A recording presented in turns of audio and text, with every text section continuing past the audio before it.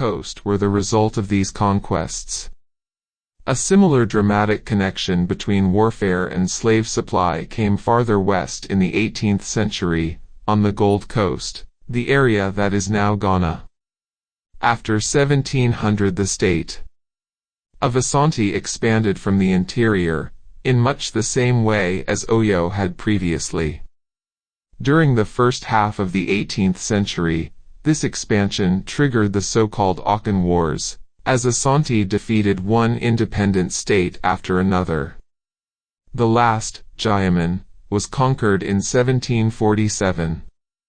The preponderance of the 375,000 slaves exported from the Gold Coast between 1700 and 1750 were captives taken in these wars.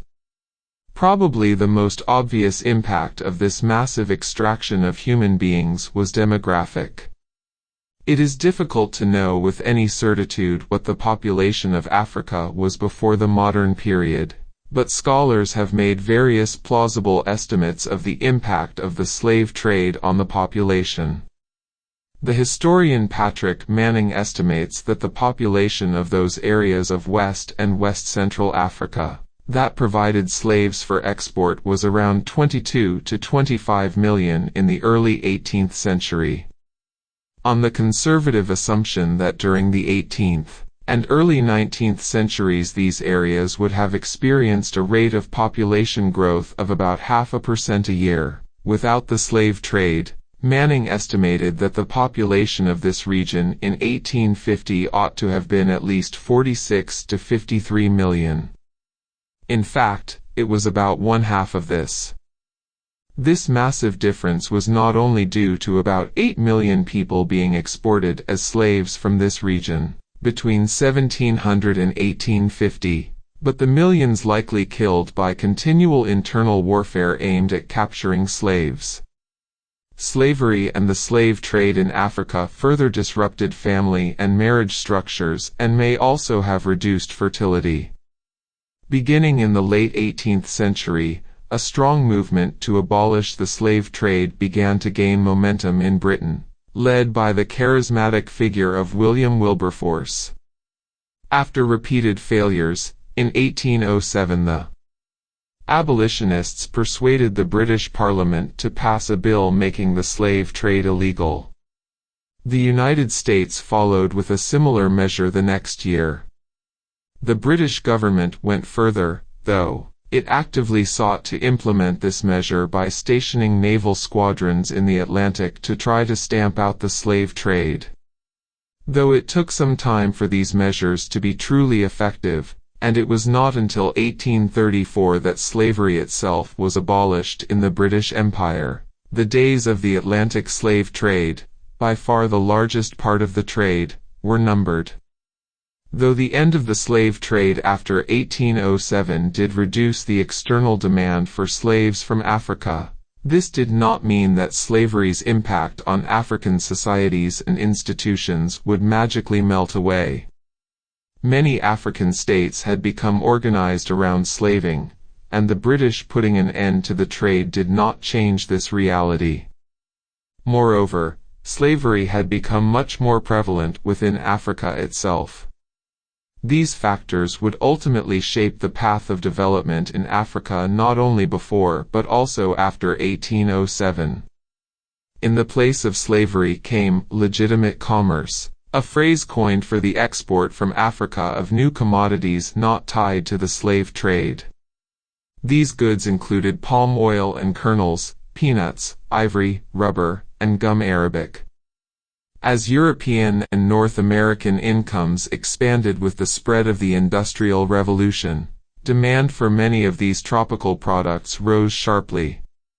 Just as African societies took aggressive advantage of the economic opportunities presented by the slave trade, they did the same with legitimate commerce. But they did so in a peculiar context, one in which slavery was a way of life but the external demand for slaves had suddenly dried up. What were all these slaves to do now that they could not be sold to Europeans? The answer was simple: they could be profitably put to work, under coercion, in Africa, producing the new items of legitimate commerce. One of the best documented examples was in Asante, in modern Ghana. Prior to 1807, the Asante Empire had been heavily involved in the capturing and export of slaves, bringing them down to the coast to be sold at the great slaving castles of Cape Coast and Elmina. After 1807, with this option closed off, the Asante political elite reorganized their economy. However, slaving and slavery did not end. Rather, slaves were settled on large plantations, initially around the capital city of Kumasi, but later spread throughout the empire, corresponding to most of the interior of Ghana.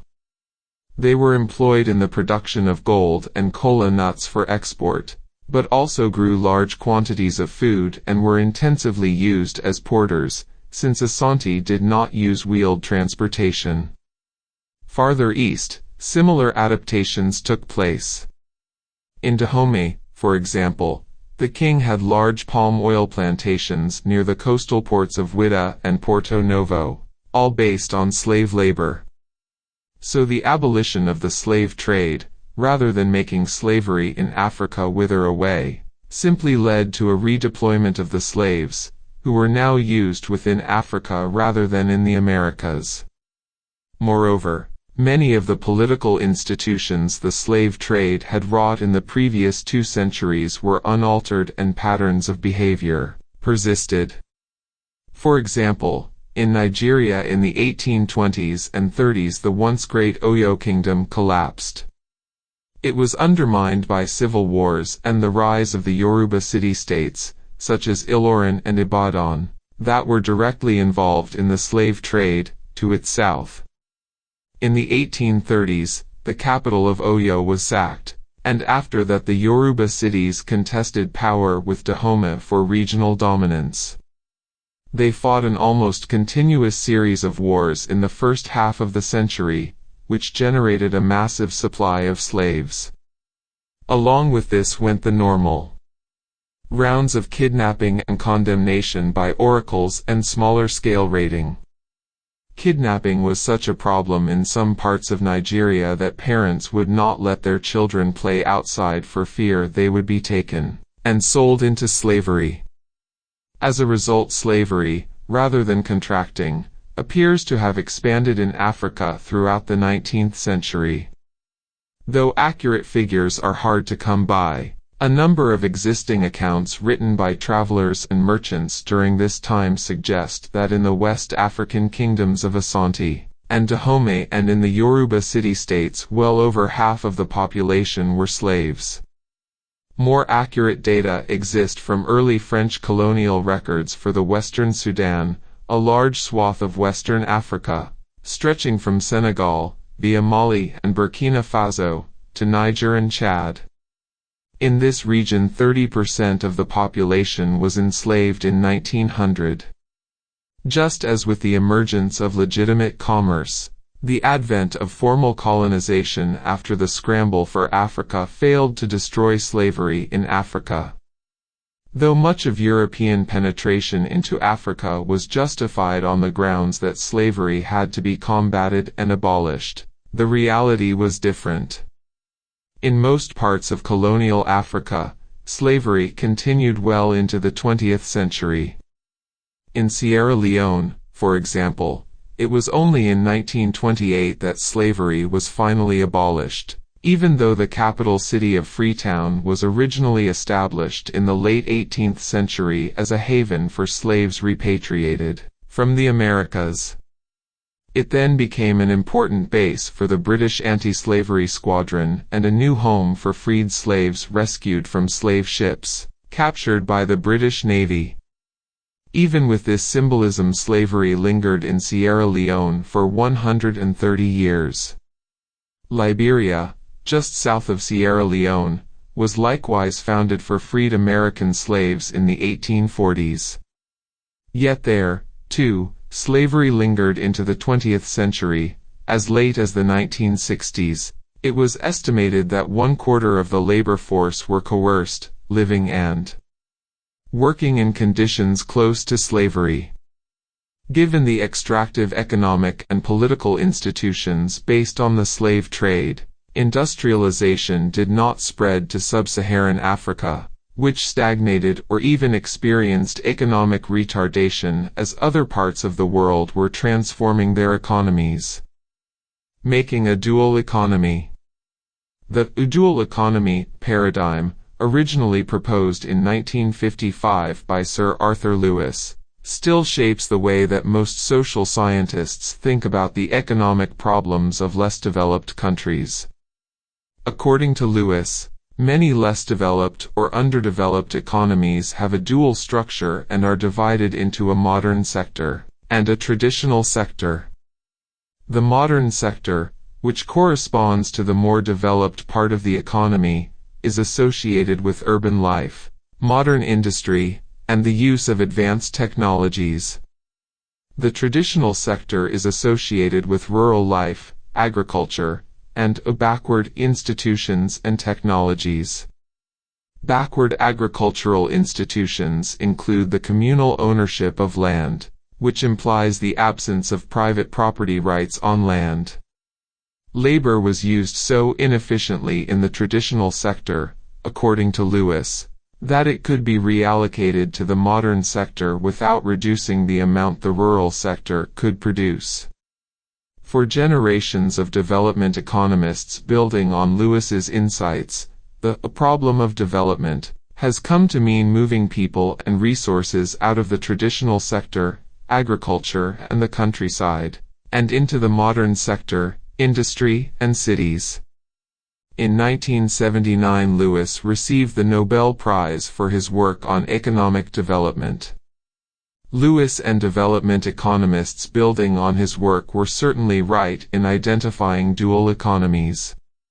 South Africa was one of the clearest examples, split into a traditional sector that was backward and poor and a modern one that was vibrant and prosperous. Even today, the dual economy Lewis identified is everywhere in South Africa. One of the most dramatic ways to see this is by driving across the border between the state of KwaZulu-Natal, formerly Natal, and the state of the Transkei. The border follows the Great K River. To the east of the river in Natal, along the coast, are wealthy beachfront properties on wide expanses of glorious sandy beaches. The interior is covered with lush green sugarcane plantations. The roads are beautiful, the whole area reeks of prosperity. Across the river, it is as if it were a different time and a different country. The area is largely devastated. The land is not green, but brown and heavily deforested. Instead of affluent modern houses with running water, toilets, and all the modern conveniences, people live in makeshift huts and cook on open fires. Life is certainly traditional, far from the modern existence to the east of the river. By now you will not be surprised that these differences are linked with major differences in economic institutions between the two sides of the river.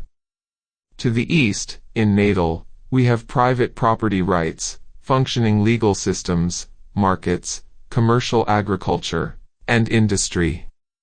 To the west, the Transkei had communal property in land and all-powerful traditional chiefs until recently. Looked at through the lens of Lewis's theory of dual economy, the contrast between the Transkei and Natal illustrates the problems of African development. In fact, we can go further, and note that, historically, all of Africa was like the Transkei, poor with pre-modern economic institutions, backward technology, and ruled by chiefs. According to this perspective, then, economic development should simply be about ensuring that the Transkei eventually turns into Natal. This perspective has much truth to it but misses the entire logic of how the dual economy came into existence and its relationship to the modern economy. The backwardness of the Transkei is not just a historic remnant of the natural backwardness of Africa. The dual economy between the Transkei and Natal is in fact quite recent, and is anything but natural. It was created by the South African white elites in order to produce a reservoir of cheap labor for their businesses, and reduce competition from black Africans. The dual economy is another example of underdevelopment created, not of underdevelopment as it naturally emerged and persisted over centuries. South Africa and Botswana, as we will see later, did avoid most of the adverse effects of the slave trade and the wars it wrought. South Africans' first major interaction with Europeans came when the Dutch East India Company founded a base in Table Bay, now the harbour of Cape Town, in 1652. At this time the western part of South Africa was sparsely settled, mostly by hunter-gatherers called the Khoikhoi people. Farther east, in what is now the Ciskei and Transkei, there were densely populated African societies specializing in agriculture. They did not initially interact heavily with the new colony of the Dutch, nor did they become involved in slaving. The South African coast was far removed from slave markets, and the inhabitants of the Ciskei and Transkei, known as the Xhosa, were just far enough inland not to attract anyone's attention. As a consequence, these societies did not feel the brunt of many of the adverse currents that hit West and Central Africa. The isolation of these places changed in the 19th century. For the Europeans there was something very attractive about the climate and the disease environment of South Africa. Unlike West Africa, for example, South Africa had a temperate climate that was free of the tropical diseases such as malaria and yellow fever, that had turned much of Africa into the white man's graveyard, and prevented Europeans from settling or even setting up permanent outposts. South Africa was a much better prospect for European settlement. European expansion into the interior began soon after the British took over Cape Town from the Dutch during the Napoleonic Wars. This precipitated a long series of Xhosa wars as the settlement frontier expanded further inland. The penetration into the South African interior was intensified in 1835, when the remaining Europeans of Dutch descent, who would become known as Afrikaners or Boers, started their famous mass migration known as the Great Trek away from the British control of the coast and the Cape Town area. The Afrikaners subsequently founded two independent states in the interior of Africa, the Orange Free State and the Transvaal. The next stage in the development of South Africa came with the discovery of vast diamond reserves in Kimberley in 1867 and of rich gold mines in Johannesburg in 1886. This huge mineral wealth in the interior immediately convinced the British to extend their control over all of South Africa. The resistance of the Orange Free State and the Transvaal led to the famous Boer Wars in 1880 to 1881 and 1899 to 1902. After initial unexpected defeat, the British managed to merge the Afrikaner states with the Cape Province and Natal, to found the Union of South Africa in 1910. Beyond the fighting between Afrikaners and the British, the development of the mining economy and the expansion of European settlement had other implications for the development of the area. Most notably, they generated demand for food and other agricultural products and created new economic opportunities for native Africans both in agriculture and trade. The Xhosa, in the Ciskei and Transkei, reacted quickly to these economic opportunities, as the historian Colin Bundy documented. As early as 1832, even before the mining boom, a Moravian missionary in the Transkei observed the new economic dynamism in these areas and noted the demand from the Africans for the new consumer goods that the spread of Europeans had begun to reveal to them. He wrote, to obtain these objects, they look to get money by the labor of their hands, and purchase clothes, spades, plows, wagons and other useful articles. The civil commissioner John Hemming's description of his visit to Fingoland in the Ciskei in 1876 is equally revealing. He wrote that he was struck with the very great advancement made by the Fingos in a few years. Wherever I went I found substantial huts and brick or stone tenements. In many cases, substantial brick houses had been erected, and fruit trees had been planted. Wherever a stream of water could be made available it had been led out and the soil cultivated as far as it could be irrigated. The slopes of the hills and even the summits of the mountains were cultivated wherever a plow could be introduced. The extent of the land turned over surprised me. I have not seen such a large area of cultivated land for years. As in other parts of sub-Saharan Africa, the use of the plow was new in agriculture, but when given the opportunity, African farmers seem to have been quite ready to adopt the technology. They were also prepared to invest in wagons and irrigation works. As the agricultural economy developed, the rigid tribal institutions started to give way. There is a great deal of evidence that changes in property rights to land took place. In 1879 the magistrate in Acemoglu of Griqualand East, in the Transkei, noted the growing desire of the part of natives to become proprietors of land. They have purchased 38,000 acres. 3 years later he recorded that around 8,000 African farmers in the district had bought and started to work on 90,000 acres of land. Africa was certainly not on the verge of an industrial revolution, but real change was underway.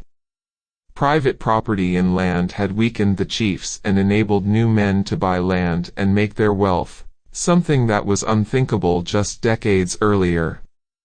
This also illustrates how quickly the weakening of extractive institutions and absolutist control systems can lead to newfound economic dynamism. One of the success stories was Stephen Sonjika in the Ciskei, a self-made farmer from a poor background. In an address in 1911, Sonjika noted how when he first expressed to his father his desire to buy land, his father had responded, "Buy land? How can you want to buy land? Don't you know that all land is God's, and he gave it to the chiefs only?" Sonjika's father's reaction was understandable. But Sonjika was not deterred. He got a job in King William's Town and noted, "I cunningly opened a private bank account into which I diverted a portion of my savings. This went only until I had saved £80. I bought a span of oxen with yokes, gear, plow and the rest of agricultural paraphernalia. I now purchased a small farm.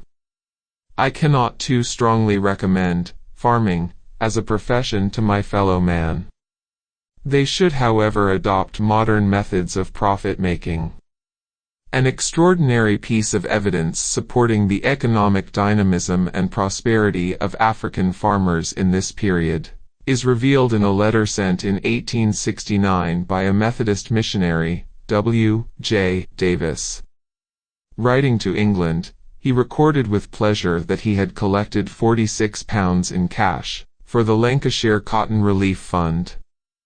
In this period the prosperous African farmers were donating money for relief of the poor English textile workers.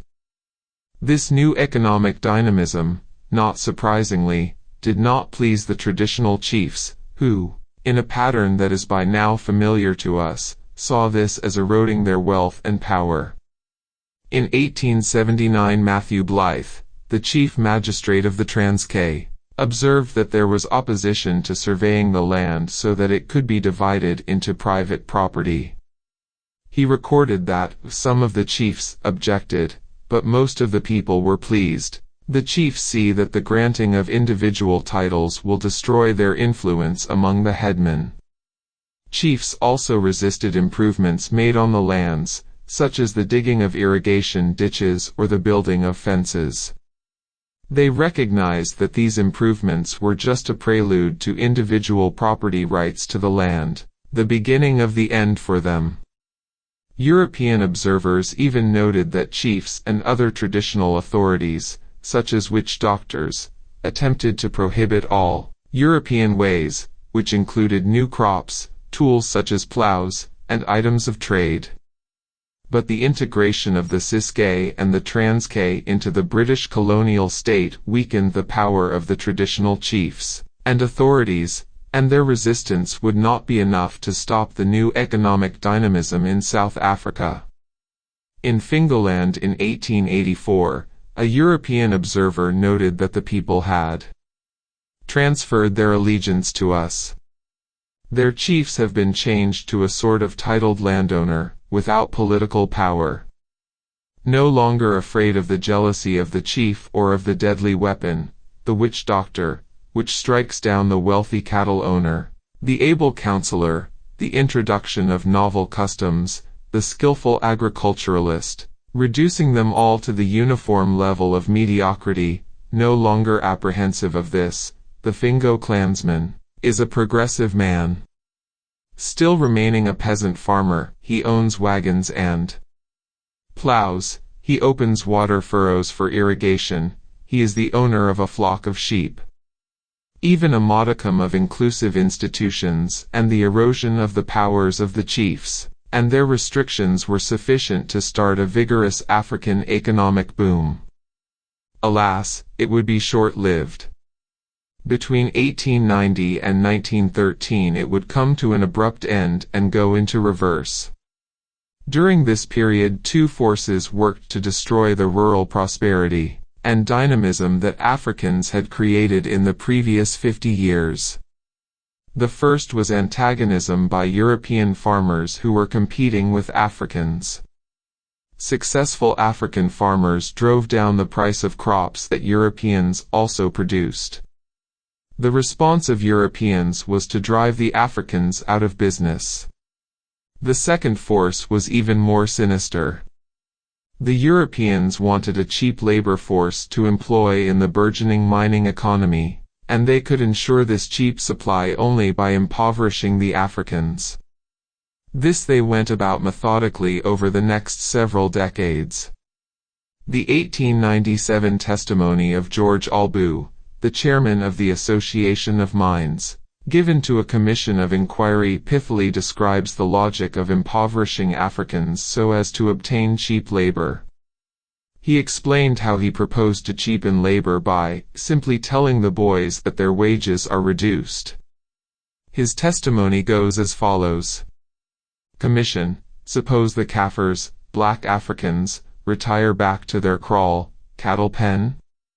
Would you be in favor of asking the government to enforce labor? Albu: certainly. I would make it compulsory. Why should a nigger be allowed to do nothing? I think a Kaffir should be compelled to work in order to earn his living. Commission: if a man can live without work, how can you force him to work? Albu: tax him, then. Commission: then you would not allow the Kaffir to hold land in the country, but he must work for the white man to enrich him? Albu: he must do his part of the work of helping his neighbors. Both of the goals of removing competition with white farmers and developing a large low-wage labor force were simultaneously accomplished by the Natives' Land Act of 1913. The act, anticipating Lewis's notion of dual economy, divided South Africa into two parts, a modern prosperous part and a traditional poor part. Except that the prosperity and poverty were actually being created by the act itself. It stated that 87% of the land was to be given to the Europeans, who represented about 20% of the population. The remaining 13% was to go to the Africans. The Land Act had many predecessors, of course, because gradually Europeans had been confining Africans onto smaller and smaller reserves. But it was the Act of 1913 that definitively institutionalized the situation and set the stage for the formation of the South African apartheid regime, with the white minority having both the political and economic rights and the black majority being excluded from both. The Act specified that several land reserves, including the Transkei and the Ciskei, were to become the African homelands.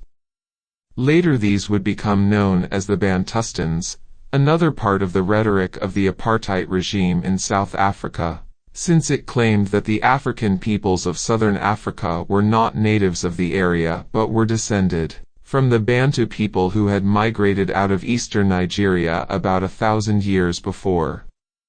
They thus had no more, and of course, in practice, less, entitlement to the land than the European settlers. Map 16, page 266, shows the derisory amount of land allocated to Africans by the 1913 Land Act and its successor in 1936. It also records information from 1970 on the extent of a similar land allocation that took place during the construction of another dual economy in Zimbabwe, which we discuss in Chapter 13. The 1913 legislation also included provisions intended to stop black sharecroppers and squatters from farming on white-owned land in any capacity other than as labor tenants. As the Secretary for Native Affairs explained, the effect of the act was to put a stop, for the future, to all transactions involving anything in the nature of partnership between Europeans and natives in respect of land, or the fruits of land. All new contracts with natives must be contracts of service. Provided there is a bona fide contract of this nature, there is nothing to prevent an employer from paying a native in kind, or by the privilege of cultivating a defined piece of ground. But the native cannot pay the master anything for his right to occupy the land. To the development economists who visited South Africa in the 1950s and 60s, when the academic discipline was taking shape and the ideas of Arthur Lewis were spreading, the contrast between these homelands and the prosperous modern white European economy seemed to be exactly what the dual economy theory was about. The European part of the economy was urban and educated, and used modern technology. The homelands were poor, rural, and backward. Labor there was very unproductive, people uneducated. It seemed to be the essence of timeless, backward Africa. Except that the dual economy was not natural or inevitable. It had been created by European colonialism. Yes, the homelands were poor and technologically backward, and the people were uneducated. But all this was an outcome of government policy, which had forcibly stamped out African economic growth and created the reservoir of cheap, uneducated African labor to be employed in European-controlled mines and lands. After 1913, vast numbers of Africans were evicted from their lands, which were taken over by whites, and crowded into the homelands, which were too small for them to earn an independent living from. As intended, therefore, they would be forced to look for a living in the white economy, supplying their labor cheaply. As their economic incentives collapsed, the advances that had taken place in the preceding 50 years were all reversed. People gave up their plows and reverted to farming with hoes, that is, if they farmed at all. More often they were just available as cheap labor, which the homelands had been structured to ensure. It was not only the economic incentives that were destroyed. The political changes that had started to take place also went into reverse. The power of chiefs and traditional rulers, which had previously been in decline, was strengthened, because part of the project of creating a cheap labor force was to remove private property in land. So the chiefs' control over land was reaffirmed. These measures reached their apogee in 1951, when the government passed the Bantu Authorities Act. As early as 1940, G. Findlay put his finger right on the issue. Tribal tenure is a guarantee that the land will never properly be worked and will never really belong to the natives. Cheap labor must have a cheap breeding place, and so it is furnished to the Africans at their own expense. The dispossession of the African farmers led to their mass impoverishment. It created not only the institutional foundations of a backward economy, but the poor people to stock it. The available evidence demonstrates the reversal in living standards in the homelands after the Natives' Land Act of 1913. The Transkei and the Ciskei went into a prolonged economic decline. The employment records from the gold mining companies collected by the historian Francis Wilson show that this decline was widespread in the South African economy as a whole. Following the Natives' Land Act and other legislation, miners' wages fell by 30% between 1911 and 1921. In 1961, despite relatively steady growth in the South African economy, these wages were still 12% lower than they had been in 1911. No wonder that over this period South Africa became the most unequal country in the world. But even in these circumstances, couldn't black Africans have made their way in the European, modern economy, started a business, or have become educated and begun a career? The government made sure these things could not happen. No African was allowed to own property or start a business in the European part of the economy, the 87% of the land. The apartheid regime also realized that educated Africans competed with whites rather than supplying cheap labor to the mines, and to white-owned agriculture.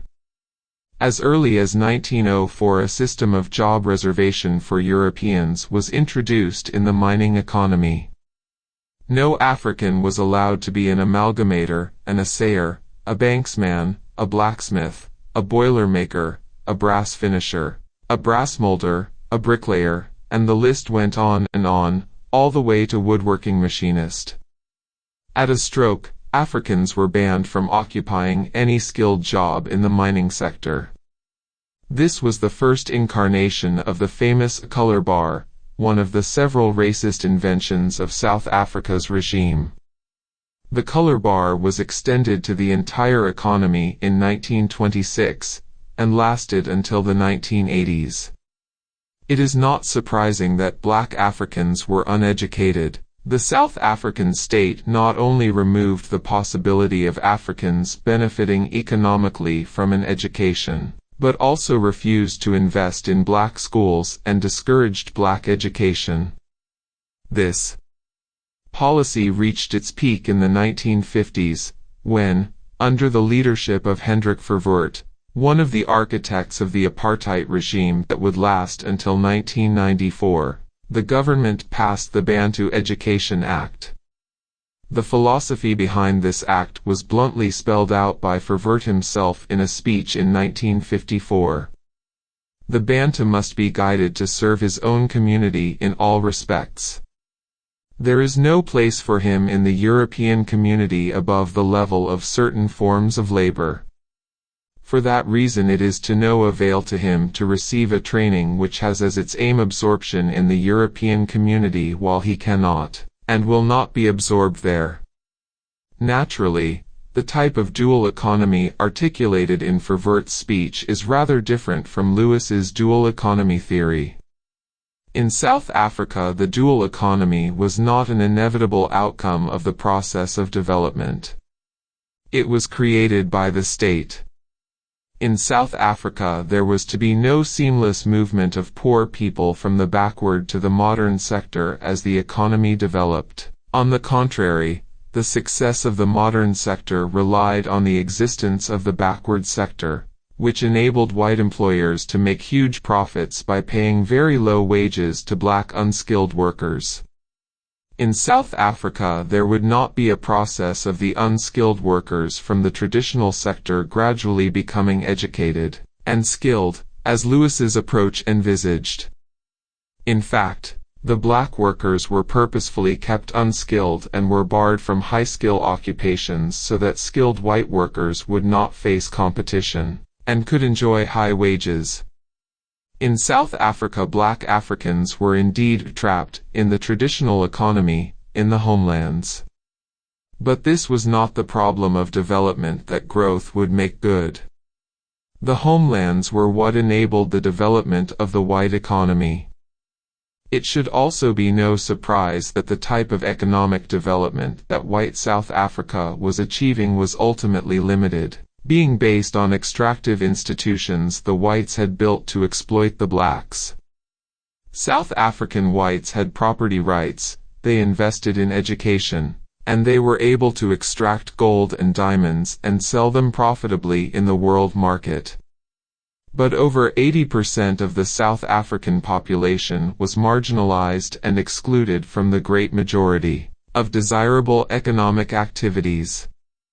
Blacks could not use their talents, they could not become skilled workers, businessmen, entrepreneurs, engineers, or scientists. Economic institutions were extractive, whites became rich by extracting from blacks.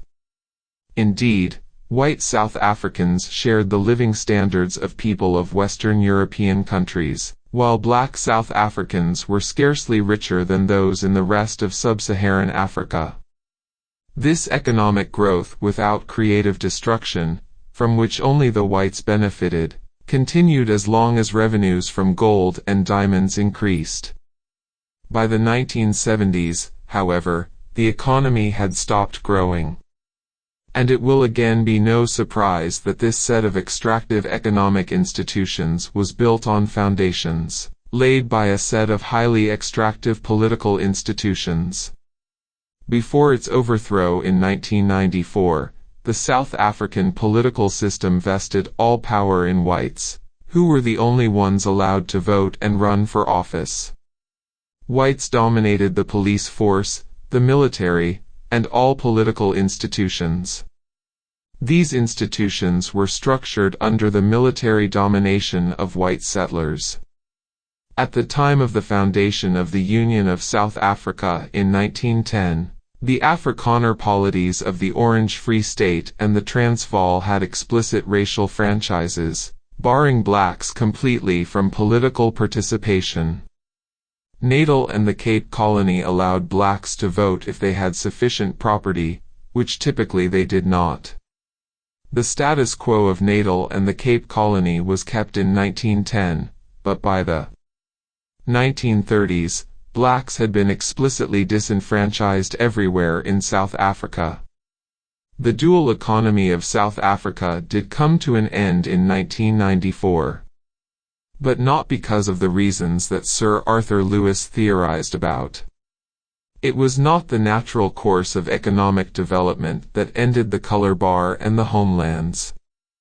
Black South Africans protested and rose up against the regime that did not recognize their basic rights, and did not share the gains of economic growth with them. After the Soweto uprising of 1976, the protests became more organized and stronger, ultimately bringing down the apartheid state. It was the empowerment of blacks who managed to organize and rise up that ultimately ended South Africa's dual economy, in the same way that South African whites' political force had created it in the first place. Development reversed. World inequality today exists because during the 19th and 20th centuries some nations were able to take advantage of the Industrial Revolution and the technologies and methods of organization that it brought while others were unable to do so. Technological change is only one of the engines of prosperity, but it is perhaps the most critical one. The countries that did not take advantage of new technologies did not benefit from the other engines of prosperity either. As we have shown in this and the previous chapter, this failure was due to their extractive institutions, either a consequence of the persistence of their absolutist regimes or because they lacked centralized states. But this chapter has also shown that in several instances the extractive institutions that underpinned the poverty of these nations were imposed, or at the very least further strengthened, by the very same process that fueled European growth, European commercial and colonial expansion. In fact, the profitability of European colonial empires was often built on the destruction of independent polities and indigenous economies around the world, or on the creation of extractive institutions essentially from the ground up, as in the Caribbean islands, where, following the almost total collapse of the native populations, Europeans imported African slaves and set up plantation systems.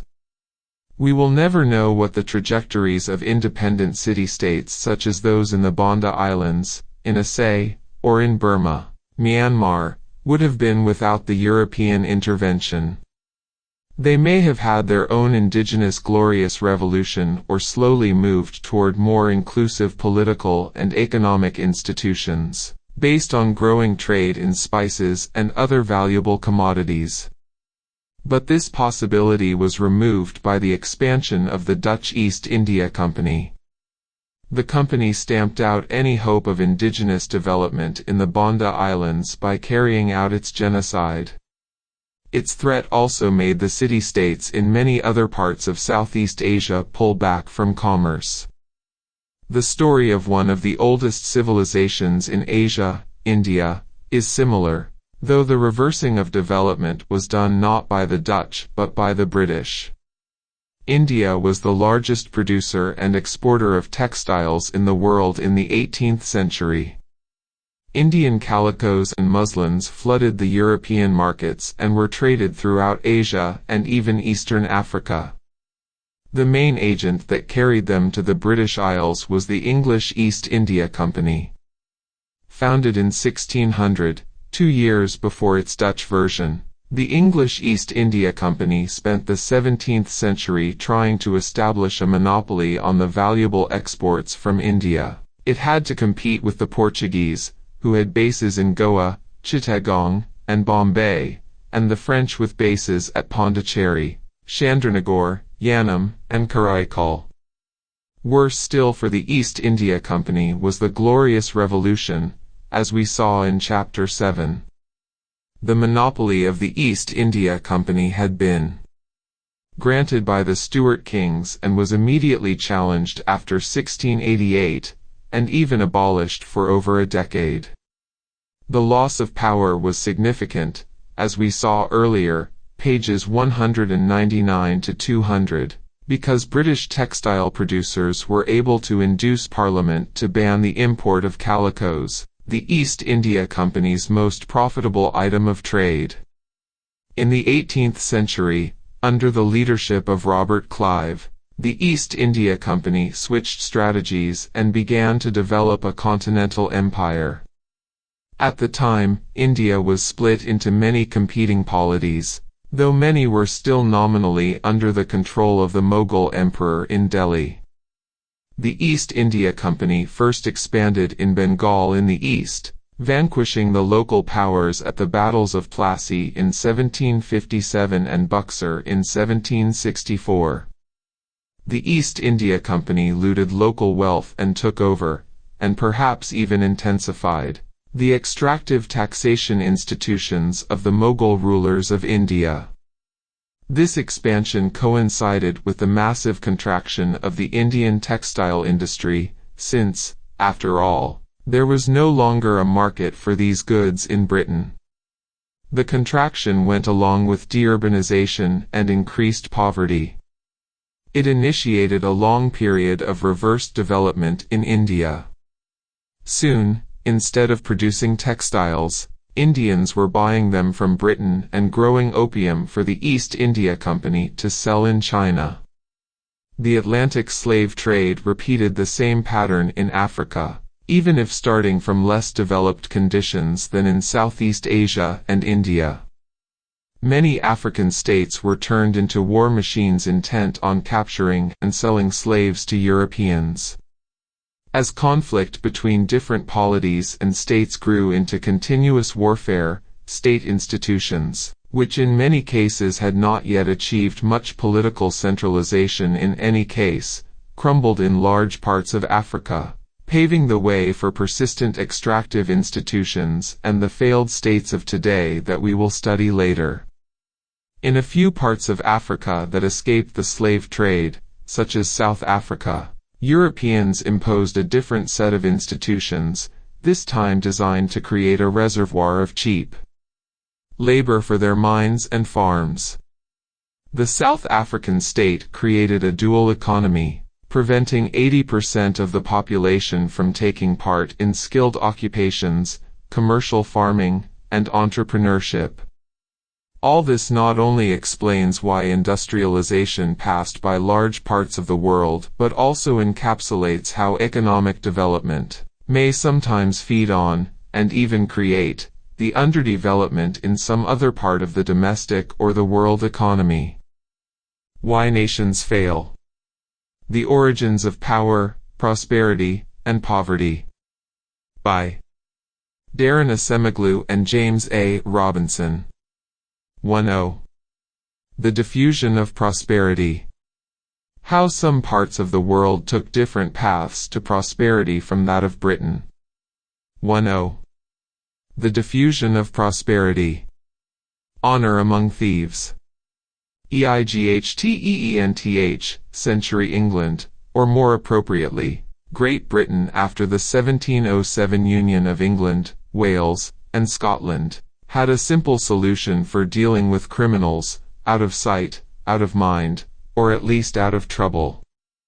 They transported many to penal colonies in the empire.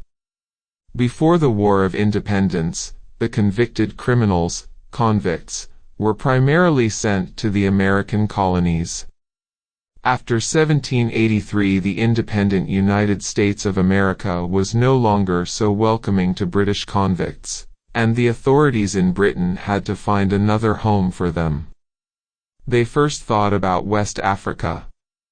But the climate, with endemic diseases such as malaria and yellow fever, against which Europeans had no immunity, was so deadly that the authorities decided it was unacceptable to send even convicts to the white man's graveyard. Their next option was Australia. Its eastern seaboard had been explored by the great seafarer Captain James Cook.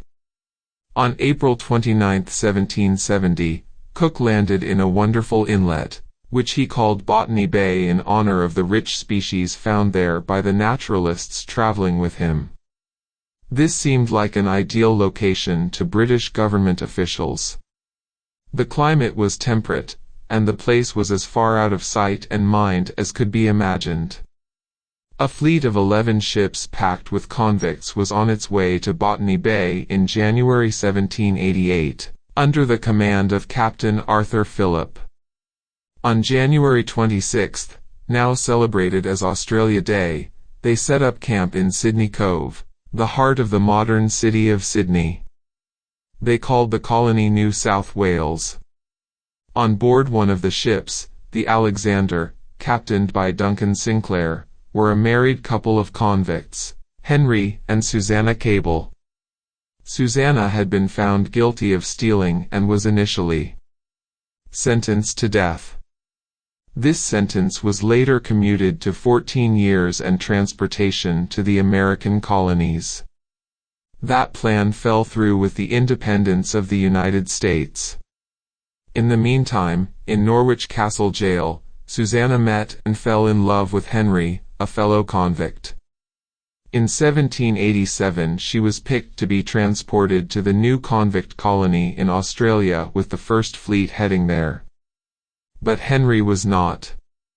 By this time Susanna and Henry had a young son, also called Henry. This decision meant the family was to be separated. Susanna was moved to a prison boat moored on the Thames, but the word got out about this wrenching event and reached the ears of a philanthropist, Lady Cadogan. Lady Cadogan organized a successful campaign to reunite the Cables. Now they were both to be transported with young Henry to Australia. Lady Cadogan also raised £20 to purchase goods for them, which they would receive in Australia. They sailed on the Alexander, but when they arrived in Botany Bay, the parcel of goods had vanished, or at least that is what Captain Sinclair claimed. What could the cables do? Not much, according to English or British law. Even though in 1787, Britain had inclusive political and economic institutions, this inclusiveness did not extend to convicts, who had practically no rights. They could not own property. They could certainly not sue anyone in court. In fact, they could not even give evidence in court. Sinclair knew this and probably stole the parcel. Though he would never admit it, he did boast that he could not be sued by the cables. He was right according to British law. And in Britain the whole affair would have ended there. But not in Australia. A writ was issued to David Collins, the judge advocate there, as follows. Whereas Henry Cable and his wife, new settlers of this place, had before they left England a certain parcel shipped on board the Alexander transport Duncan Sinclair Master, consisting of clothes and several other articles suitable for their present situation, which were collected and bought at the expense of many charitable disposed persons for the use of the said Henry Cable, his wife and child. Several applications has been made for the express purpose of obtaining the said parcel from the master of the Alexander now lying at this port, and that without effect, save and except a small part of the said parcel containing a few books, the residue and remainder, which is of a more considerable value, still remains on board the said ship Alexander, the master of which seems to be very neglectful in not causing the same to be delivered to its respective owners as aforesaid. Henry and Susanna, since they were both illiterate, could not sign the writ and just put their crosses at the bottom. The words, new settlers of this place, were later crossed out, but were highly significant. Someone anticipated that if Henry Cable and his wife were described as convicts, the case would have no hope of proceeding. Someone had come up instead with the idea of calling them new settlers. This was probably a bit too much for Judge Collins to take, and most likely he was the one who had these words struck out. But the writ worked. Collins did not throw out the case, and convened the court, with a jury entirely made up of soldiers. Sinclair was called before the court. Though Collins was less than enthusiastic about the case, and the jury was composed of the people sent to Australia to guard convicts such as the Cables won. Sinclair contested the whole affair on the grounds that the Cables were criminals. But the verdict stood, and he had to pay £15. To reach this verdict Judge Collins didn't apply British law, he ignored it. This was the first civil case adjudicated in Australia. The first criminal case would have appeared equally bizarre to those in Britain. A convict was found guilty of stealing another convict's bread, which was worth 2 pence. At the time, such a case would not have come to court, since convicts were not allowed to own anything. Australia was not Britain, and its law would not be just British. And Australia would soon diverge from Britain in criminal and civil law as well as in a host of economic and political institutions. The penal colony of New South Wales initially consisted of the convicts and their guards, mostly soldiers. There were few free settlers in Australia until the 1820s, and the transportation of convicts, though it stopped in New South Wales in 1840, continued until 1868 in Western Australia. Convicts had to perform compulsory work, essentially just another name for forced labor, and the guards intended to make money out of it. Initially the convicts had no pay. They were given only food in return for the labor they performed. The guards kept what they produced. But this system, like the ones with which the Virginia Company experimented in Jamestown, did not work very well, because convicts did not have the incentives to work hard or do good work. They were lashed or banished to Norfolk Island, just 13 square miles of territory situated more than 1,000 miles east of Australia in the Pacific Ocean. But since neither banishing nor lashing worked, the alternative was to give them incentives. This was not a natural idea to the soldiers and guards. Convicts were convicts, and they were not supposed to sell their labor or own property. But in Australia there was nobody else to do the work. There were of course Aboriginals, possibly as many as 1 million at the time of the founding of New South Wales. But they were spread out over a vast continent, and their density in New South Wales was insufficient for the creation of an economy based on their exploitation. There was no Latin American option in Australia. The guards thus embarked on a path that would ultimately lead to institutions that were even more inclusive than those back in Britain. Convicts were given a set of tasks to do, and if they had extra time, they could work for themselves and sell what they produced. The guards also benefited from the convicts' new economic freedoms. Production increased, and the guards set up monopolies to sell goods to the convicts. The most lucrative of these was for rum. New South Wales at this time, just like other British colonies, was run by a governor, appointed by the British government. In 1806 Britain appointed William Bligh, the man who 17 years previously, in 1789, had been captain of the HMS Bounty, during the famous Mutiny on the Bounty. Bligh was a strict disciplinarian, a trait that was probably largely responsible for the mutiny. His ways had not changed, and he immediately challenged the rum monopolists. This would lead to another mutiny, this time by the monopolists, led by a former soldier, John MacArthur. The events, which came to be known as the Rum Rebellion, again led to Bligh's being overpowered by rebels, this time on land rather than aboard the Bounty. MacArthur had Bligh locked up. The British authorities subsequently sent more soldiers to deal with the rebellion. MacArthur was arrested and shipped back to Britain. But he was soon released, and he returned to Australia to play a major role in both the politics and economics of the colony. The roots of the Rum Rebellion were economic. The strategy of giving the convicts incentives was making a lot of money for men such as MacArthur, who arrived in Australia as a soldier in the second group of ships that landed in 1790. In 1796 he resigned from the army to concentrate on business.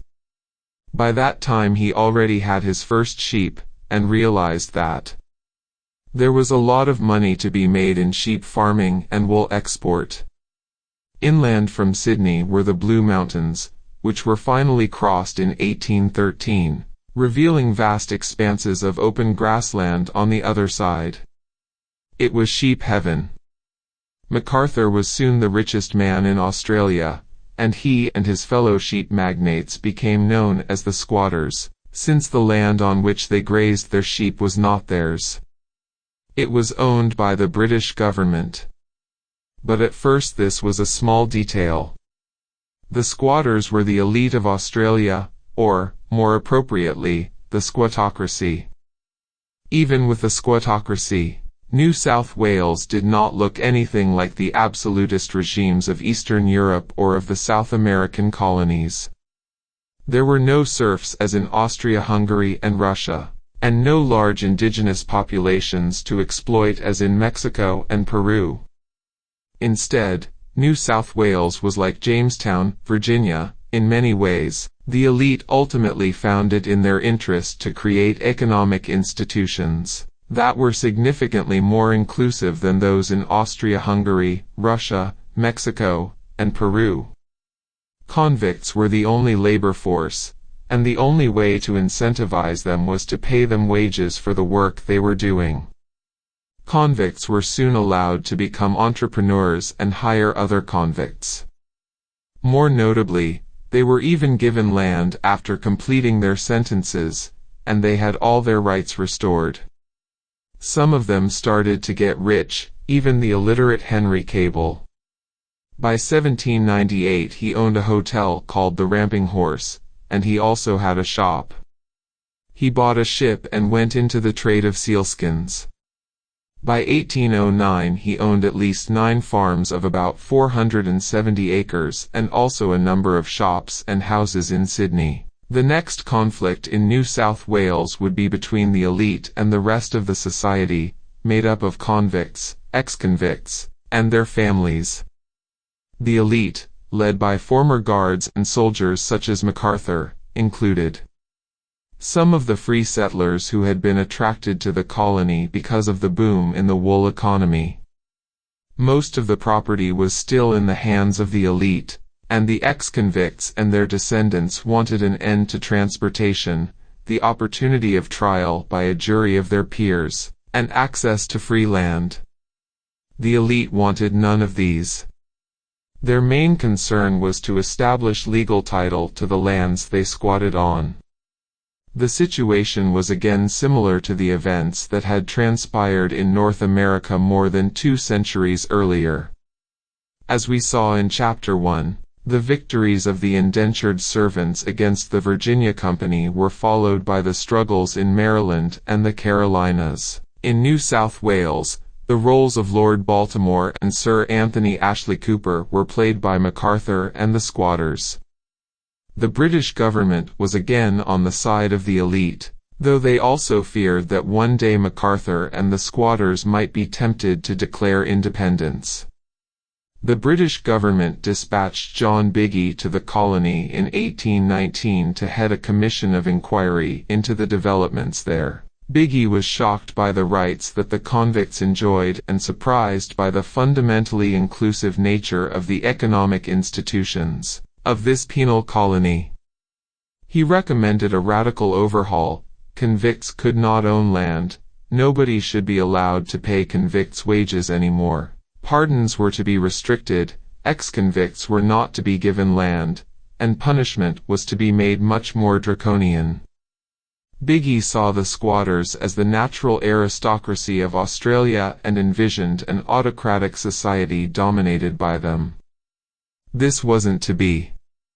While Biggie was trying to turn back the clock, ex-convicts and their sons and daughters were demanding greater rights.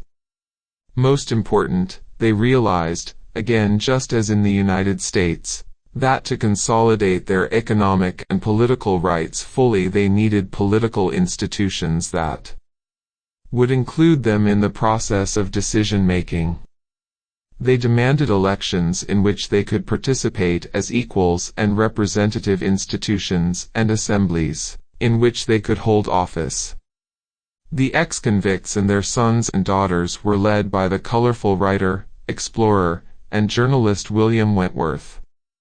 Wentworth was one of the leaders of the first expedition that crossed the Blue Mountains, which opened the vast grasslands to the squatters. A town on these mountains is still named after him. His sympathies were with the convicts, perhaps because of his father, who was accused of highway robbery and had to accept transportation to Australia to avoid trial and possible conviction. At this time, Wentworth was a strong advocate of more inclusive political institutions, an elected assembly, trial by jury for ex-convicts and their families, and an end to transportation to New South Wales. He started a newspaper, The Australian, which would from then on lead the attack on the existing political institutions. MacArthur didn't like Wentworth and certainly not what he was asking for.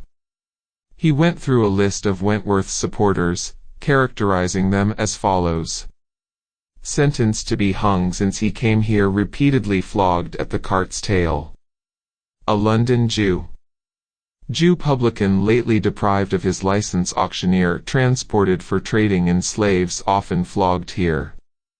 Son of 2 convicts.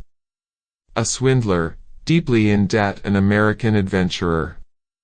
An attorney with a worthless character. A stranger lately failed here in a music shop. Married to the daughter to 2 convicts. Married to a convict who was formerly a tambourine girl. MacArthur and the squatters' vigorous opposition could not stop the tide in Australia, however. The demand for representative institutions was strong and could not be suppressed. Until 1823 the governor had ruled New South Wales more or less on his own. In that year his powers were limited by the creation of a council appointed by the British government. Initially the appointees were from the squatters and non-convict elite, MacArthur among them, but this couldn't last. In 1831 the Governor Richard Burke bowed to pressure and for the first time allowed ex-convicts to sit on juries. Ex-convicts and in fact many new free settlers also wanted transportation of convicts from Britain to stop, because it created competition in the labor market and drove down wages. The squatters liked low wages, but they lost. In 1840 transportation to New South Wales was stopped, and in 1842 a legislative council was created with 2/3 of its members being elected, the rest appointed. Ex-convicts could stand for office and vote if they held enough property, and many did. By the 1850s, Australia had introduced adult white male suffrage. The demands of the citizens, ex-convicts and their families, were now far ahead of what William Wentworth had first imagined. In fact, by this time he was on the side of conservatives insisting on an unelected legislative council. But just like MacArthur before, Wentworth would not be able to halt the tide toward more inclusive political institutions.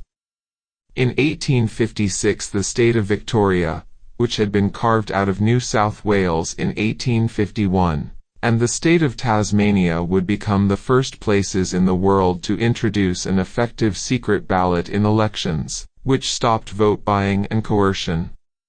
Today we still call the standard method of achieving secrecy in voting in elections the Australian ballot. The initial circumstances in Sydney, New South Wales, were very similar to those in Jamestown, Virginia, 181 years earlier, though the settlers at Jamestown were mostly indentured laborers, rather than convicts. In both cases the initial circumstances did not allow for the creation of extractive colonial institutions. Neither colony had dense populations of indigenous peoples to exploit, ready access to precious metals such as gold or silver, or soil and crops that would make slave plantations economically viable. The slave trade was still vibrant in the 1780s. And New South Wales could have been filled up with slaves had it been profitable. It wasn't. Both the Virginia Company and the soldiers and free settlers who ran New South Wales bowed to the pressures, gradually creating inclusive economic institutions that developed in tandem with inclusive political institutions. This happened with even less of a struggle in New South Wales than it had in Virginia, and subsequent attempts to put this trend into reverse failed. Australia, like the United States, experienced a different path to inclusive institutions than the one taken by England.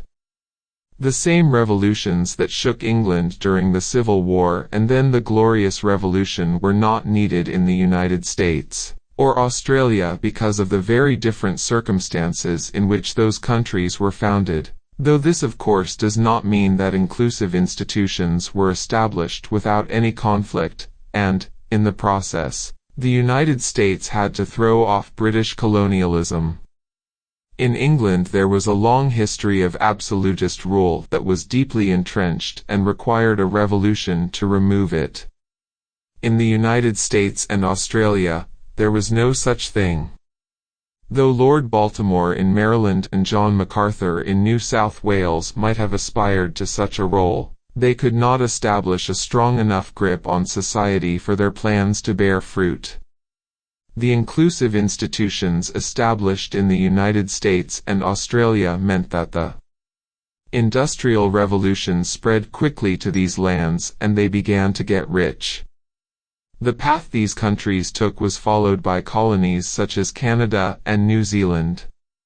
There were still other paths to inclusive institutions. Large parts of Western Europe took yet a third path to inclusive institutions under the impetus of the French Revolution, which overthrew absolutism in France and then generated a series of interstate conflicts that spread institutional reform across much of Western Europe. The economic consequence of these reforms was the emergence of inclusive economic institutions in most of Western Europe, the Industrial Revolution, and economic growth. Breaking the barriers, the French Revolution. For the 3 centuries prior to 1789, France was ruled by an absolutist monarchy. French society was divided into 3 segments, the so-called estates. The aristocrats, the nobility, made up the first estate, the clergy the second estate, and everybody else the third estate. Different estates were subject to different laws, and the first 2 estates had rights that the rest of the population did not. The nobility and the clergy did not pay taxes, while the citizens had to pay several different taxes, as we would expect from a regime that was largely extractive. In fact, not only was the church exempt from taxes, but it also owned large swaths of land and could impose its own taxes on peasants. The monarch, the nobility, and the clergy enjoyed a luxurious lifestyle, while much of the third estate lived in dire poverty. Different laws not only guaranteed a greatly advantageous economic position to the nobility and the clergy, but it also gave them political power. Life in French cities of the 18th century was harsh and unhealthy. Manufacturing was regulated by powerful guilds, which generated good incomes for their members but prevented others from entering these occupations or starting new businesses. The so-called Ancien regime prided itself on its continuity and stability. Entry by entrepreneurs and talented individuals into new occupations would create instability and was not tolerated. If life in the cities was harsh, life in the villages was probably worse. As we have seen, by this time the most extreme form of serfdom, which tied people to the land and forced them to work for and pay dues to the feudal lords, was long in decline in France. Nevertheless, there were restrictions on mobility and a plethora of feudal dues that the French peasants were required to pay to the monarch, the nobility, and the church. Against this background, the French Revolution was a radical affair. On August 4, 1789, the National Constituent Assembly entirely changed French laws by proposing a new constitution. The first article stated, "The National Assembly hereby completely abolishes the feudal system." It decrees that, among the existing rights and dues, both feudal and sensual, all those originating in or representing real or personal serfdom shall be abolished without indemnification. Its 9th article then continued, "Pecuniary privileges, personal or real, in the payment of taxes are abolished forever. Taxes shall be collected from all the citizens, and from all property, in the same manner and in the same form. Plans shall be considered by which the taxes shall be paid proportionally by all, even for the last 6 months of the current year." Thus, in one swoop, the French Revolution abolished the feudal system and all the obligations and dues that it entailed, and it entirely removed the tax exemptions of the nobility and the clergy. But perhaps what was most radical, even unthinkable at the time, was the 11th article, which stated, "All citizens, without distinction of birth, are eligible to any office or dignity, whether ecclesiastical, civil, or military, and no profession shall imply any derogation." So there was now equality before the law for all, not only in daily life and business, but also in politics. The reforms of the revolution continued after August 4th. It subsequently abolished the Church's authority to levy special taxes and turned the clergy into employees of the state. Together with the removal of the rigid political and social roles, critical barriers against economic activities were stamped out. The guilds and all occupational restrictions were abolished, creating a more level playing field in the cities. These reforms were a first step toward ending the reign of the absolutist French monarchs. Several decades of instability and war followed the declarations of August 4th. But an irreversible step was taken away from absolutism and extractive institutions and toward inclusive political and economic institutions. These changes would be followed by other reforms in the economy and in politics, ultimately culminating in the Third Republic in 1870, which would bring to France the type of parliamentary system that the Glorious Revolution put in motion in England. The French Revolution created much violence, suffering, instability, and war. Nevertheless, thanks to it, the French did not get trapped with extractive institutions blocking economic growth and prosperity, as did absolutist regimes of Eastern Europe such as Austria-Hungary and Russia. How did the absolutist French monarchy come to the brink of the 1789 revolution? After all, we have seen that many absolutist regimes were able to survive for long periods of time, even in the midst of economic stagnation and social upheaval. As with most instances of revolutions and radical changes, it was a confluence of factors that opened the way to the French Revolution, and these were intimately related to the fact that Britain was industrializing rapidly. And of course the path was, as usual, contingent, as many attempts to stabilize the regime by the monarchy failed and the revolution turned out to be more successful in changing institutions, in France and elsewhere in Europe than many could have imagined in 1789.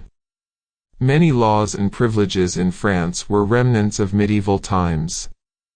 They not only favored the first and second estates relative to the majority of the population but also gave them privileges vis-à-vis the crown.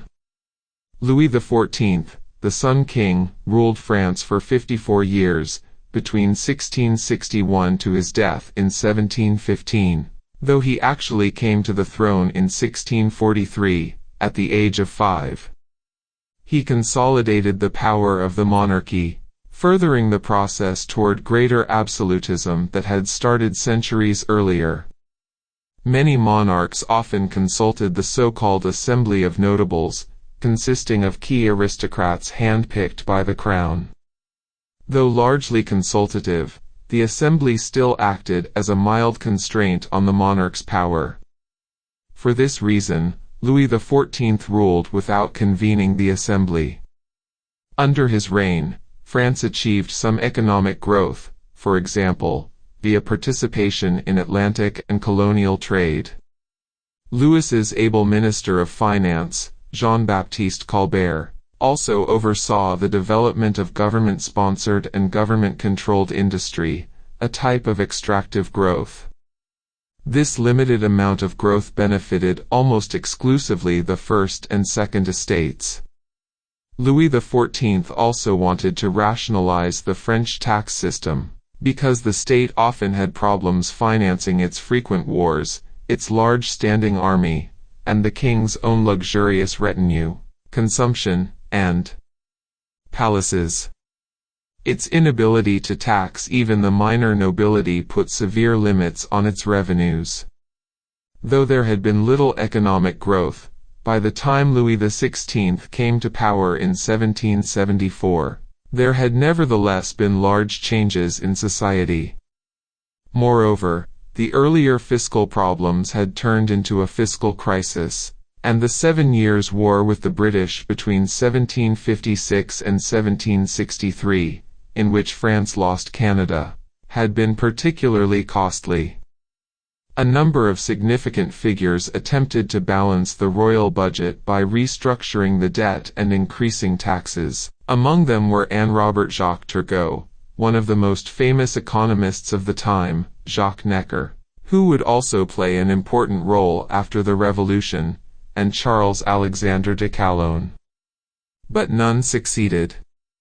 Calonne, as part of his strategy, persuaded Louis XVI to summon the Assembly of Notables. The king and his advisers expected the Assembly to endorse his reforms much in the same way as Charles I expected the English Parliament to simply agree to pay for an army to fight the Scottish, when he called it in 1640. The Assembly took an unexpected step and decreed that only a representative body, the Estates General, could endorse such reforms. The Estates General was a very different body from the Assembly of Notables. While the latter consisted of the nobility and was largely handpicked by the crown from among major aristocrats, the former included representatives from all three estates. It had last been convened in 1614. When the Estates General gathered in 1789 in Versailles, it became immediately clear that no agreement could be reached. There were irreconcilable differences, as the Third Estate saw this as its chance to increase its political power and wanted to have more votes in the Estates General, which the nobility and the clergy steadfastly opposed. The meeting ended on May 5, 1789, without any resolution, except the decision to convene a more powerful body, the National Assembly, deepening the political crisis. The Third Estate, particularly the merchants, businessmen, professionals, and artisans, who all had demands for greater power, saw these developments as evidence of their increasing clout. In the National Assembly, they therefore demanded even more say in the proceedings and greater rights in general. Their support in the streets all over the country by citizens emboldened by these developments led to the reconstitution of the Assembly as the National Constituent Assembly on July 9. Meanwhile, the mood in the country, and especially in Paris, was becoming more radical. In reaction, the conservative circles around Louis XVI persuaded him to sack Necker, the reformist finance minister. This led to further radicalization in the streets. The outcome was the famous storming of the Bastille on July 14, 1789. From this point onward, the revolution started in earnest. Necker was reinstated, and the revolutionary Marquis de Lafayette was put in charge of the National Guard of Paris. Even more remarkable than the storming of the Bastille were the dynamics of the National Constituent Assembly, which on August 4, 1789, with its newfound confidence, passed the new constitution, abolishing feudalism and the special privileges of the First and Second Estates. But this radicalization led to fractionalization within the Assembly, since there were many conflicting views about the shape that society should take. The first step was the formation of local clubs, most notably the Radical Jacobin Club, which would later take control of the revolution. At the same time, the nobles were fleeing the country in great numbers, the so-called émigrés. Many were also encouraging the king to break with the Assembly and take action, either by himself or with the help of foreign powers, such as Austria, the native country of Queen Marie Antoinette and where most of the émigrés had fled. As many in the streets started to see an imminent threat against the achievements of the revolution over the past 2 years, radicalization gathered pace. The National Constituent Assembly passed the final version of the Constitution on September 29, 1791, turning France into a constitutional monarchy, with equality of rights for all men, no feudal obligations or dues, and an end to all trading restrictions imposed by guilds. France was still a monarchy, but the king now had little role and, in fact, not even his freedom.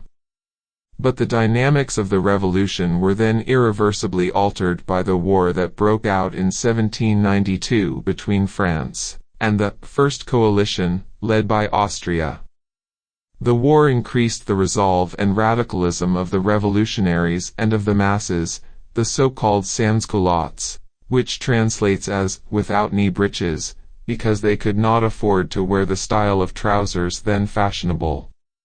The outcome of this process was the period known as the Terror, under the command of the Jacobin faction led by Robespierre and Saint-Just, unleashed after the executions of Louis XVI and Marie Antoinette. It led to the executions of not only scores of aristocrats and counter-revolutionaries, but also several major figures of the revolution, including the former popular leaders Brisset, Danton, and Desmoulins. But the Terror soon spun out of control and ultimately came to an end in July 1794, with the execution of its own leaders, including Robespierre and Saint-Just. There followed a phase of relative stability, first under the somewhat ineffective Directory, between 1795 and 1799, and then with more concentrated power in the form of a three-person consulate, consisting of Ducasse, Size, and Napoleon Bonaparte. Already during the Directory, the young General Napoleon Bonaparte had become famous for his military successes, and his influence was only to grow after 1799. The consulate soon became Napoleon's personal rule. The years between 1799 and the end of Napoleon's reign, 1815, witnessed a series of great military victories for France, including those at Austerlitz, Jena Auerstadt, and Wagram, bringing continental Europe to its knees. They also allowed Napoleon to impose his will, his reforms, and his legal code across a wide swath of territory. The fall of Napoleon after his final defeat in 1815 would also bring a period of retrenchment, more restricted political rights, and the restoration of the French monarchy under Louis XVII. But all these were simply slowing the ultimate emergence of inclusive political institutions. The forces unleashed by the Revolution of 1789 ended French absolutism and would inevitably, even if slowly, lead to the emergence of inclusive institutions. France, and those parts of Europe where the revolutionary reforms had been exported, would thus take part in the industrialization process already underway in the 19th century. Exporting the Revolution. On the eve of the French Revolution in 1789, there were severe restrictions placed on Jews throughout Europe. In the German city of Frankfurt, for example, their lives were regulated by orders set out in a statute dating from the Middle Ages. There could be no more than 500 Jewish families in Frankfurt, and they all had to live in a small, walled part of town, the Judengasse, the Jewish ghetto. They could not leave the ghetto at night, on Sundays, or during any Christian festival. The Judengasse was incredibly cramped. It was 1/4 of a mile long but no more than 12 feet wide and in some places less than 10 feet wide. Jews lived under constant repression and regulation. Each year, at most 2 new families could be admitted to the ghetto, and at most 12 Jewish couples could get married, and only if they were both above the age of 25.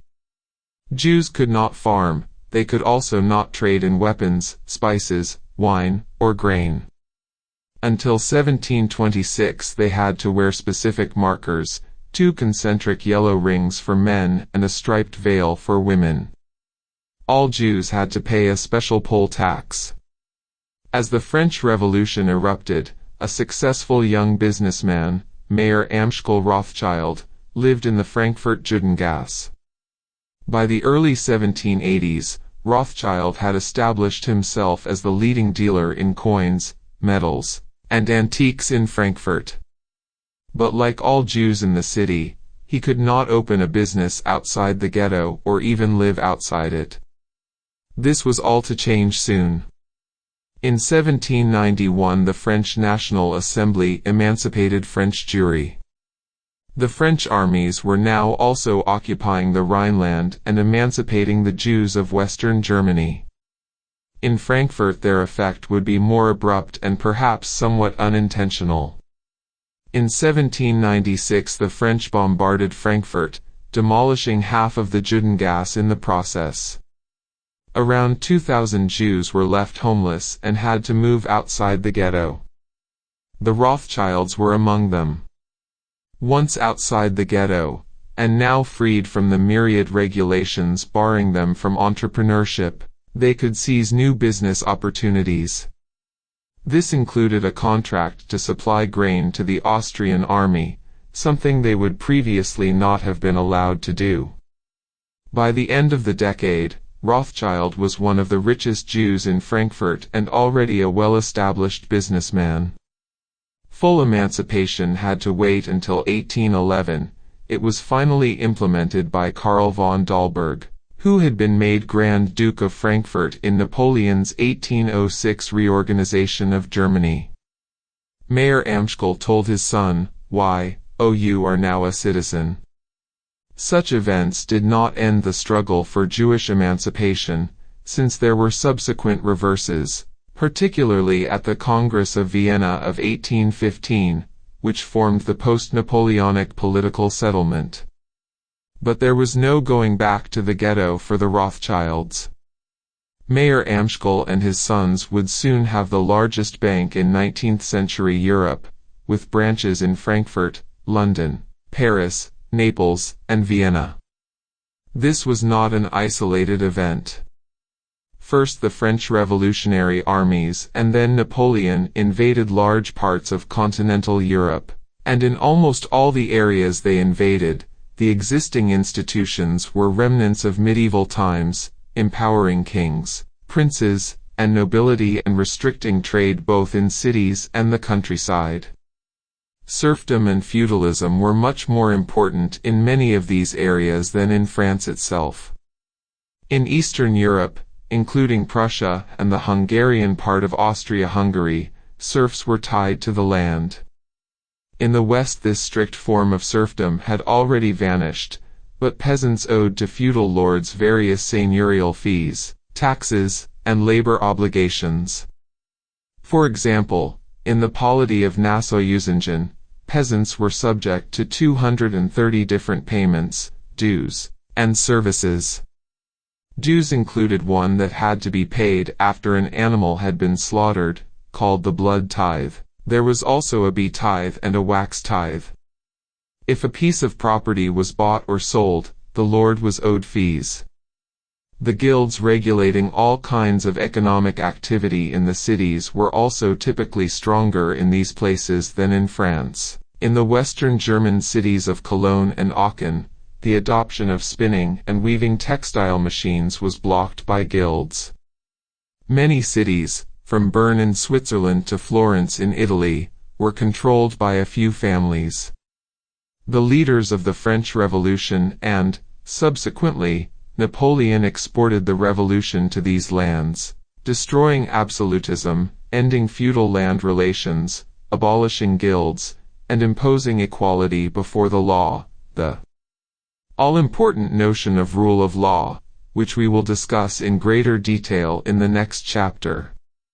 The French Revolution thus prepared not only France but much of the rest of Europe for inclusive institutions, and the economic growth that these would spur. As we have seen, alarmed by the developments in France, several European powers organized around Austria in 1792 to attack France, ostensibly to free King Louis XVI, but in reality to crush the French Revolution. The expectation was that the makeshift armies fielded by the revolution would soon crumble. But after some early defeats, the armies of the new French Republic were victorious in an initially defensive war. There were serious organizational problems to overcome. But the French were ahead of other countries in a major innovation, mass conscription. Introduced in August 1793, Mass conscription allowed the French to field large armies and develop a military advantage verging on supremacy, even before Napoleon's famous military skills came on the scene. Initial military success encouraged the Republic's leadership to expand France's borders, with an eye toward creating an effective buffer between the new Republic and the hostile monarchs of Prussia and Austria.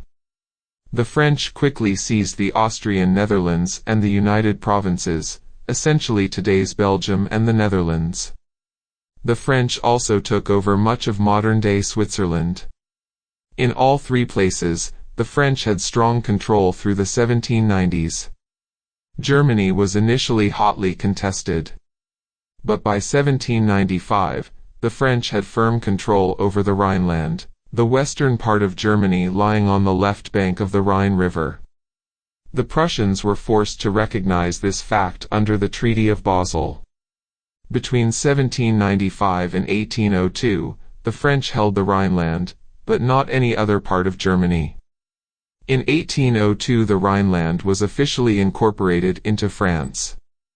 Italy remained the main seat of war in the second half of the 1790s, with the Austrians as the opponents. Savoy was annexed by France in 1792, and a stalemate was reached until Napoleon's invasion in April 1796.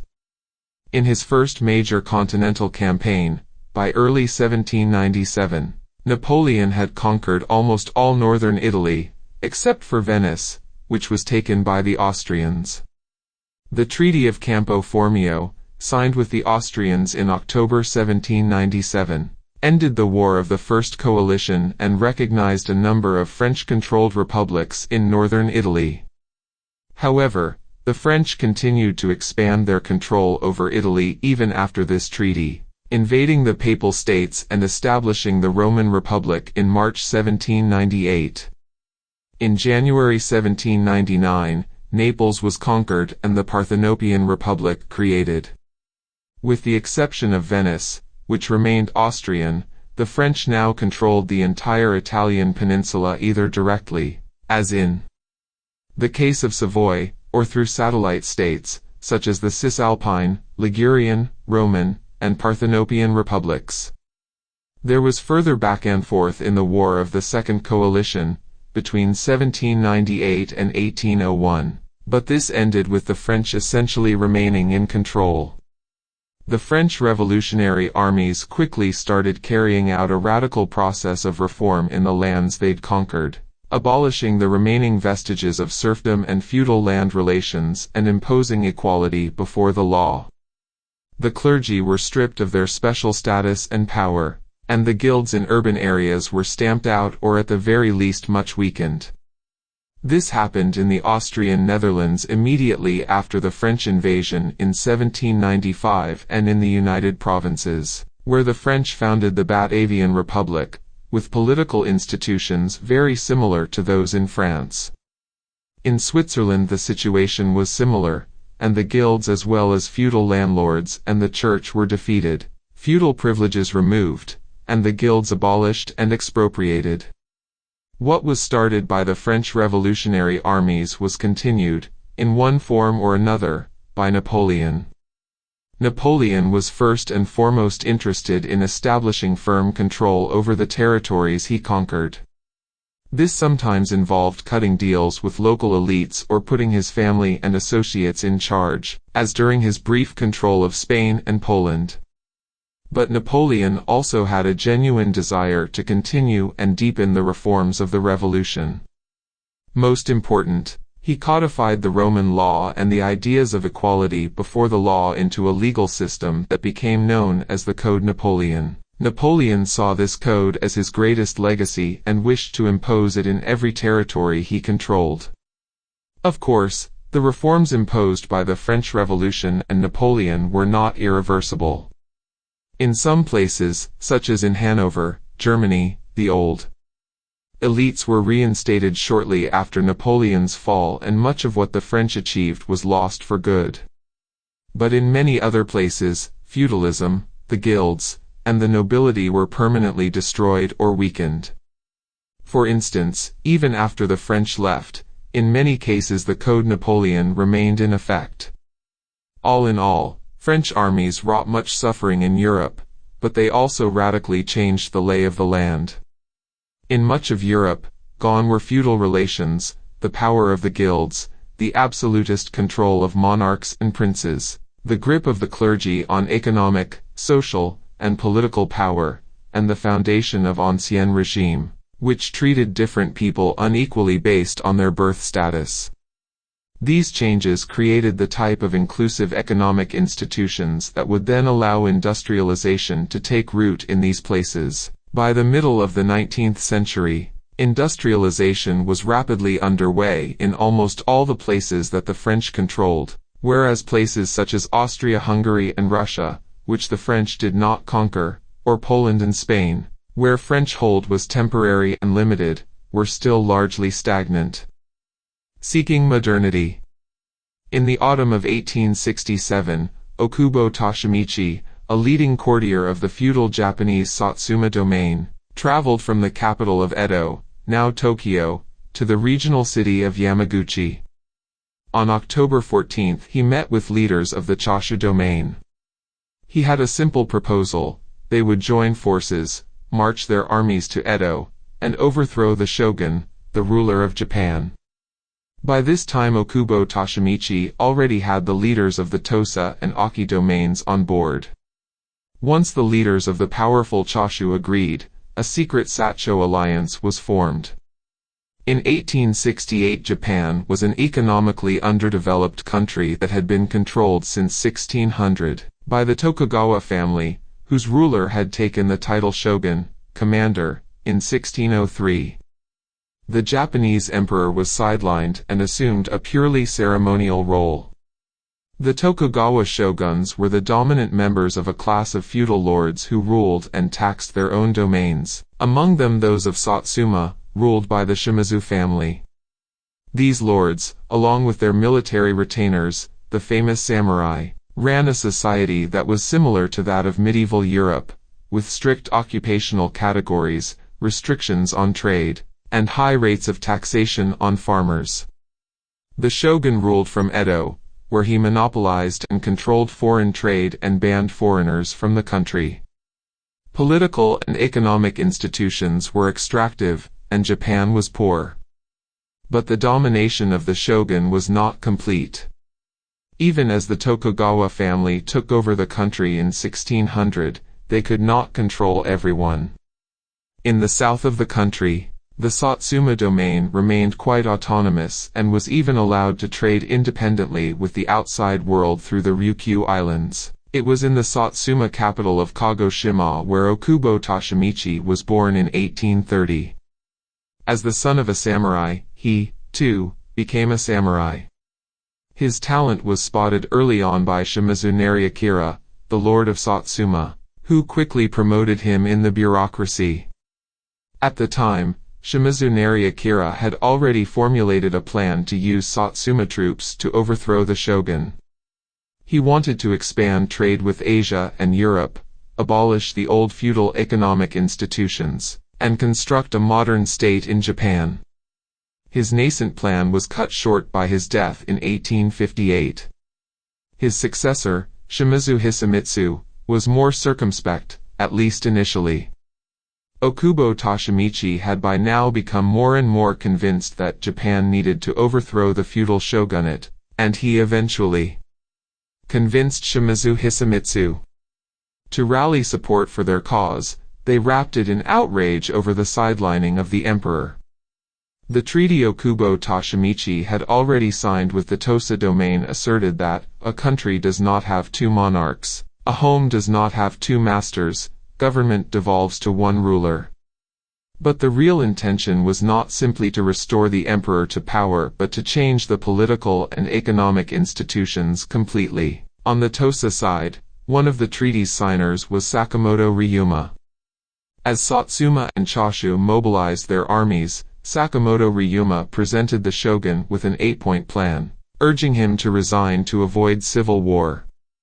The plan was radical, and though Clause 1 stated that political power of the country should be returned to the imperial court, and all decrees issued by the court. It included far more than just the restoration of the emperor.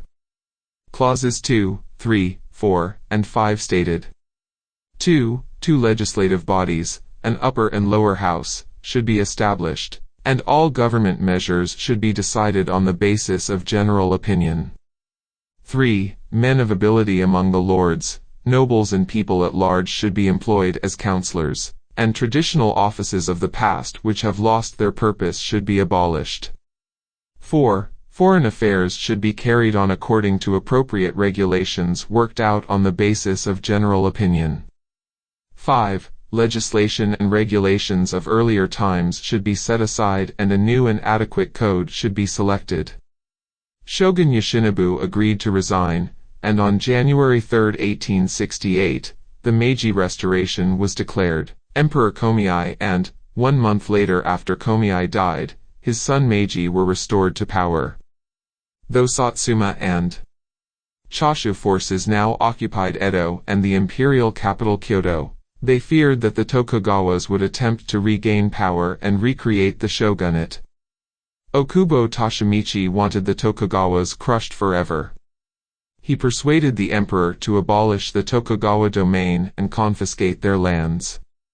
On January 27 the former shogun Yoshinobu attacked Satsuma and Choshu forces, and civil war broke out. It raged until the summer, when finally the Tokugawas were vanquished. Following the Meiji Restoration there was a process of transformative institutional reforms in Japan. In 1869 feudalism was abolished, and the 300 fiefs were surrendered to the government and turned into prefectures, under the control of an appointed governor. Taxation was centralized, and a modern bureaucratic state replaced the old feudal one. In 1869 the equality of all social classes before the law was introduced, and restrictions on internal migration and trade were abolished. The samurai class was abolished, though not without having to put down some rebellions. Individual property rights on land were introduced, and people were allowed freedom to enter and practice any trade. The state became heavily involved in the construction of infrastructure. In contrast to the attitudes of absolutist regimes to railways, in 1869 the Japanese regime formed a steamship line between Tokyo and Osaka and built the first railway between Tokyo and Yokohama. It also began to develop a manufacturing industry, and Okubo Toshimichi, as Minister of Finance, oversaw the beginning of a concerted effort of industrialization. The Lord of Satsuma domain had been a leader in this, building factories for pottery, cannon, and cotton yarn and importing English textile machinery to create the first modern cotton spinning mill in Japan in 1861. He also built 2 modern shipyards. By 1890 Japan was the first Asian country to adopt a written constitution, and it created a constitutional monarchy with an elected parliament, the Diet, and an independent judiciary. These changes were decisive factors in enabling Japan to be the primary beneficiary from the Industrial Revolution in Asia. In the mid-19th century both China and Japan were poor nations, languishing under absolutist regimes. The absolutist regime in China had been suspicious of change for centuries. Though there were many similarities between China and Japan, the Tokugawa shogunate had also banned overseas trade in the 17th century, as Chinese emperors had done earlier, and were opposed to economic and political change. There were also notable political differences. China was a centralized bureaucratic empire ruled by an absolute emperor.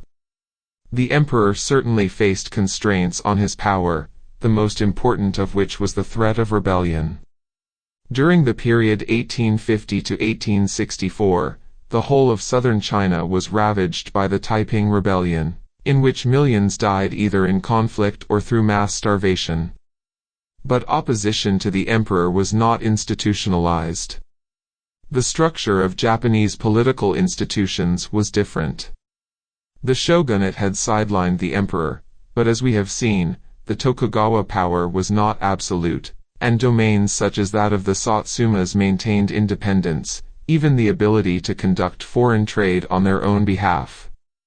As with France, an important consequence of the British Industrial Revolution for China and Japan was military vulnerability. China was humbled by British sea power during the First Opium War, between 1839 and 1842, and the same threat became all too real for the Japanese as U.S. warships, led by Commodore Matthew Perry, pulled into Edo Bay in 1853.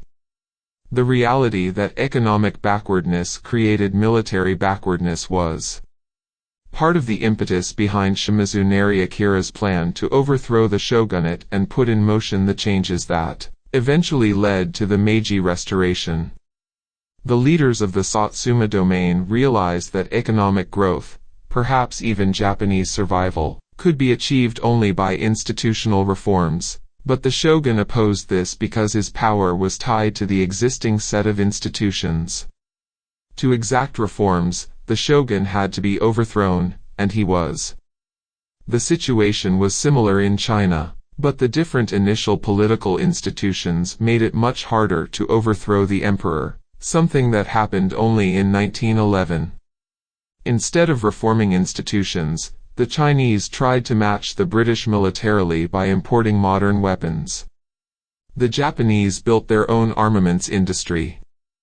As a consequence of these initial differences, each country responded differently to the challenges of the 19th century, and Japan and China diverged dramatically in the face of the critical juncture created by the Industrial Revolution. While Japanese institutions were being transformed and the economy was embarking on a path of rapid growth, in China forces pushing for institutional change were not strong enough, and extractive institutions persisted largely unabated until they would take a turn for the worse with Mao's Communist Revolution in 1949. Roots of world inequality. This and the previous 3 chapters have told the story of how inclusive economic and political institutions emerged in England to make the Industrial Revolution possible, and why certain countries benefited from the Industrial Revolution and embarked on the path to growth, while others did not or, in fact, steadfastly refused to allow even the beginning of industrialization. Whether a country did embark on industrialization was largely a function of its institutions. The United States, which underwent a transformation similar to the English Glorious Revolution, had already developed its own brand of inclusive political and economic institutions by the end of the 18th century. It would thus become the first nation to exploit the new technologies coming from the British Isles, and would soon surpass Britain and become the forerunner of industrialization and technological change. Australia followed a similar path to inclusive institutions, even if somewhat later and somewhat less noticed. Its citizens, just like those in England and the United States, had to fight to obtain inclusive institutions. Once these were in place, Australia would launch its own process of economic growth. Australia and the United States could industrialize and grow rapidly because their relatively inclusive institutions would not block new technologies, innovation, or creative destruction. Not so in most of the other European colonies. Their dynamics would be quite the opposite of those in Australia and the United States.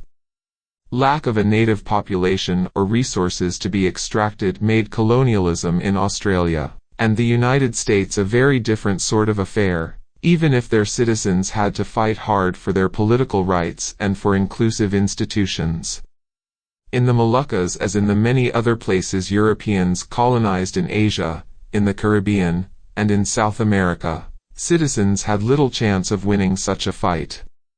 In these places, European colonists imposed a new brand of extractive institutions, or took over whatever extractive institutions they found, in order to be able to extract valuable resources, ranging from spices and sugar to silver and gold. In many of these places, they put in motion a set of institutional changes that would make the emergence of inclusive institutions very unlikely. In some of them they explicitly stamped out whatever burgeoning industry or inclusive economic institutions existed. Most of these places would be in no situation to benefit from industrialization in the 19th century or even in the 20th. The dynamics in the rest of Europe were also quite different from those in Australia and the United States. As the Industrial Revolution in Britain was gathering speed at the end of the 18th century, most European countries were ruled by absolutist regimes, controlled by monarchs and by aristocracies whose major source of income was from their landholdings or from trading privileges they enjoyed thanks to prohibitive entry barriers.